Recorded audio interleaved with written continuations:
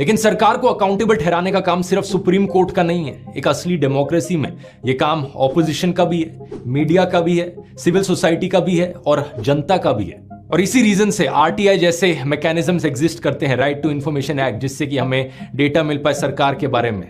Same reason की वजह से मीडिया को फोर्थ पिलर ऑफ डेमोक्रेसी कहा जाता है कि वो सरकार को अकाउंटेबल ठहराएगा।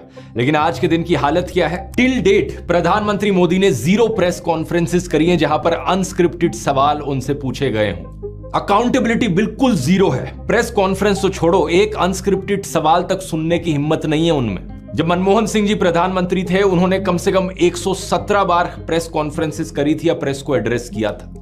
हमारे देश में जब आखिरी बारी प्रॉपर प्रेस कॉन्फ्रेंस करी गई थी प्रधानमंत्री के द्वारा, उस दिन को 10 साल से ज्यादा हो चुके हैं। उस आखिरी प्रेस कॉन्फ्रेंस में 62 अनस्क्रिप्टेड क्वेश्चंस पूछे गए थे प्रधानमंत्री मनमोहन सिंह से और 100 से ज्यादा जर्नलिस्ट मौजूद थे। एक सच्ची डेमोक्रेसी में यही अकाउंटेबिलिटी रीजन है जिसकी वजह से पब्लिक को भी प्रोटेस्ट करने का अधिकार दिया जाता है।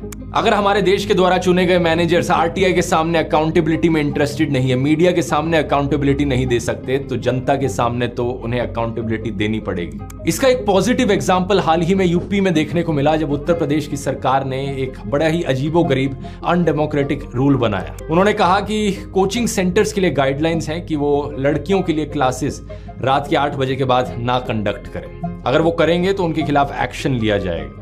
और सरकार ने अपनी तरफ से क्या जस्टिफिकेशन दिया? ये लड़कियों की सेफ्टी के लिए किया जा रहा है। लेकिन क्या इस बात में कोई सेंस है? लड़कियों को जिनसे खतरा है उनको कंट्रोल करने की बजाय आप लड़कियों को पिंजरों में डाल रहे हो। बहुत सी सोशल एक्टिविटी ने इसके खिलाफ प्रोटेस्ट किया, इन रूल्स के खिलाफ, और प्रोटेस्ट के बाद यूपी गवर्नमेंट ने इस बैन को वापस भी ले लिया। ये छोटा सा इंसिडेंट दिखाता है कि जनता की क्या ताकत है एक डेमोक्रेसी में। लेकिन अगर लोगों से प्रोटेस्ट करने का अधिकार ही छीन लिया जाए तो